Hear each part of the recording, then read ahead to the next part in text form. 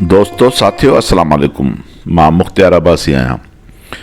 मां अॼु हिकु अहिड़े हिसास मसइले ते ही मुख़्तसरन वीडियो ठाहियां थो जंहिं ते उन हिसास मसइलो मां इन करे थो चवां त एॾो नाज़ुक मसइलो आहे जंहिंमें असांजा लफ़्ज़ ऐं असांजी सोच असांजा जज़्बात में निकितल शयूं कंहिं माण्हूअ खे फाईअ जे फंदे ते बि चाढ़े सघनि थियूं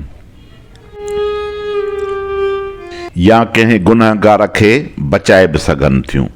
तंहिंजे करे असां कोशिशि कयूं त जिथे बि को अहिड़ो वॾो मामिलो थिए, ख़ासि करे नियाणियुनि जे क़त्ल जो मामिलो ऐं उहो बि यूनिवर्सिटियुनि जे अंदरि, त उते असांखे तमामु सोची सम्झी ॻाल्हाइणु खपंदो आहे, सोची सम्झी राय ॾियणी पवंदी आहे, सोची सम्झी लिखिणो पवंदो आहे।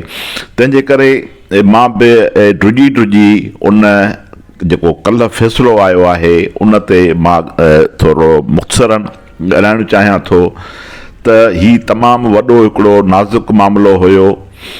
थोरियूं जेके शयूं मुंहिंजे आॾो जेके गुज़रियूं आहिनि मां उहे तव्हांजे आॾो पेश थो कयां।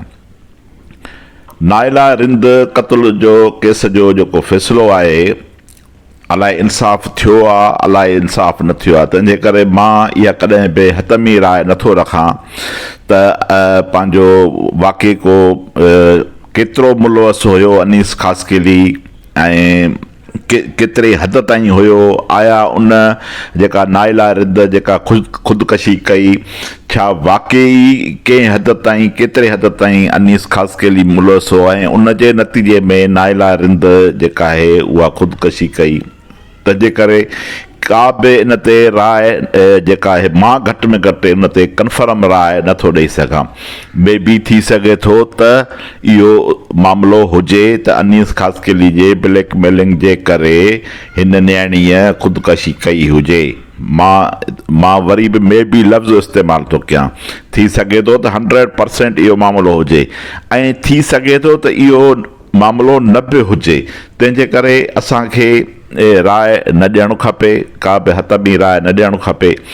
बहरहाल कल्ह जेको फ़ैसिलो थियो आहे उहो हिकिड़ी ॻाल्हि जे हिसाब सां त इहो थियो आहे त उन में केतिरी इन्वेस्टिगेशन थी आहे, उहो केतिरो साफ़ ऐं शफ़ाफ़ थियो आहे, उहो केतिरे हद ताईं जेको आहे सो वाक़ई नाइला रिंद जो जेको क़बर में पियल जेको लाश आहे उनखे वाक़ई इंसाफ़ केतिरो मिलियो आहे।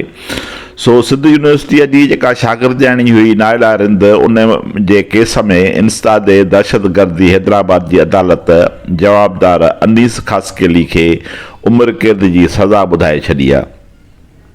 नाइला रिंद जे क़त्ल ते अमली तौर एहतजाजनि तोड़े सोशल मीडिया ते क़ातिलनि जी गिरफ़्तारी जी हलंदड़ मुहिम में सभु असीं उन में हुयासूं, शामिलु हुयासूं त उन जे क़ातिलनि खे सज़ा मिलणु खपे, साफ़ ऐं शफ़ाफ़ इन्वेस्टिगेशन थियणु खपे। हाणे उहा केतिरी साफ़ इन्वेस्टिगेशन थी आहे इहा त उन ज़ाहिर आहे त हिकु कोर्ट खे ख़बर हूंदी ऐं ॿियो मालिकनि खे ख़बर हूंदी। पर मूंखे जेको वॾे में वॾो मामिलो जेको मुंझाए थो त नाइला रिंद जा जेके वारस हुया ऐं नाइला रिंद सां जेके रिलेटेड माण्हू हुया उहो हिन सॼे मामले में घणो परे हुया। मतिलबु त अहिड़े हद ताईं परे हुया जो उन्हनि न एॾी वॾी का केस जी पैरवी कई ऐं न वरी के तमामु घणा एॾा वॾा उन्हनि शाहिद ई ॾिना। नाइला रिंद वारे केस ते जॾहिं नाइला रिंद जो केस थियो त उन वक़्तु सोशल मीडिया ते तमामु वॾो हिकु बहस थियो जंहिंमें माण्हुनि त इहे बि फ़तवाऊं जारी कयूं मैडम अरफाना मलाह जे ख़िलाफ़ु, अमर सिंधु, अनीला सुमरो जो ख़िलाफ़ु। त उन वक़्तु बि मां जो मौक़िफ़ इहो हो त असांखे को बि हक़ु नथो पहुचे त असीं जेको आहे सो इन्वेस्टिगेशन करण खां सवाइ, जांच पड़ताल करण खां सवाइ, कंहिं अहम सबूतनि जे मिलण खां सवाइ असीं कंहिंखे गुनहगार करे छॾियऊं, कंहिं ते बहतान हणूं। छो त क़त्ल वारो मामले में मां वरी बि इहा ॻाल्हि कयां थो त खून ऐं खथूरी लिकंदो नाहे, पर असीं बिना सबूतनि जे बिना कंहिं ॻाल्हि जे बिना कंहिं मामले जे जेको आहे सो कंहिं ते बि इल्ज़ाम जॾहिं मढ़ियूं था त इहो बिल्कुलु हिकिड़ो इख़लाक़ी तरह ग़लति आहे। हा, असां वटि के मज़बूत सबूत हुजनि, के असांजी अखियुनि ॾिठनि के शाहिदियूं हुजनि, के अहिड़ा वॾा के मामला हुजनि, पर जेकॾहिं कंहिं ज़ाती पंहिंजो पसंदि ऐं नापसंदि जे बुनियाद ते जेकॾहिं राय क़ाइमु कजे थी त इहा तमामु घणी ग़लति आहे। सो कल्ह जेका मूं पोस्ट रखी नाइला रिंद ते त उन ते हिकिड़ा बहस थिया। हिकिड़नि चयो त अनीस ख़ासकेली बेगुनाह आहे, मूं चयो थी सघे थो त बेगुनाह हुजे। ॿियनि चयो त उनखे सज़ाए मौत अचणु खपंदी हुई।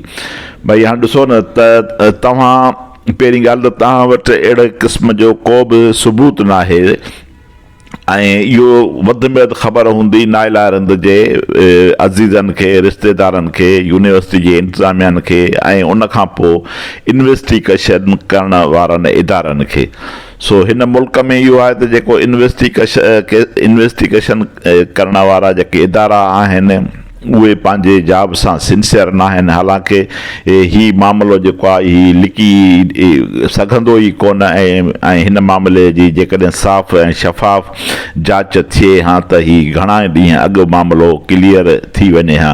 सो मुंहिंजे हिन अॼु वीडियो रखण जो जेको बुनियादी मक़सदु आहे उहो इहो आहे त असां महिरबानी करे असीं पंहिंजी खून जे बाबति का बि राय न ॾियूं त किथे को गुनाहगार जेको आहे उहो छुटी वञे, किथे बेगुनाह जेको आहे सो फासी वञे। सो मुंहिंजे हिन वीडियो जो मक़सदु इहो कॾहिं बि न आहे त को पंहिंजो जेको गुनाहगार आहे उहो आज़ादु थिए ऐं जेको बेगुनाह आहे उनखे जेको आहे सो सज़ा मिली वञे।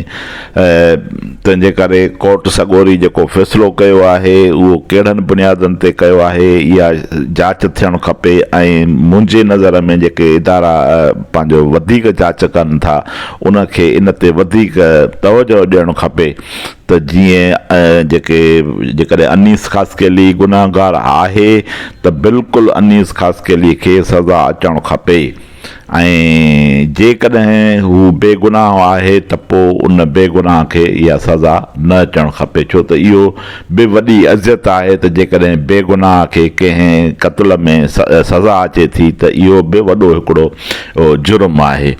सो उमेदु आहे त तव्हां हिन वीडियो ते पंहिंजा कमेंट्स ॾींदा, रहनुमाई कंदा। बसि मुंहिंजो आख़िर में वरी बि इहो चवणु आहे त असीं बिना सबूतनि जे बिना कंहिं ॻाल्हि जे महिरबानी करे पंहिंजे एडवांस में का बि अहिड़ी राय न ॾियूं। महिरबानी दोस्तो, ख़ुशि हुजो सदाईं।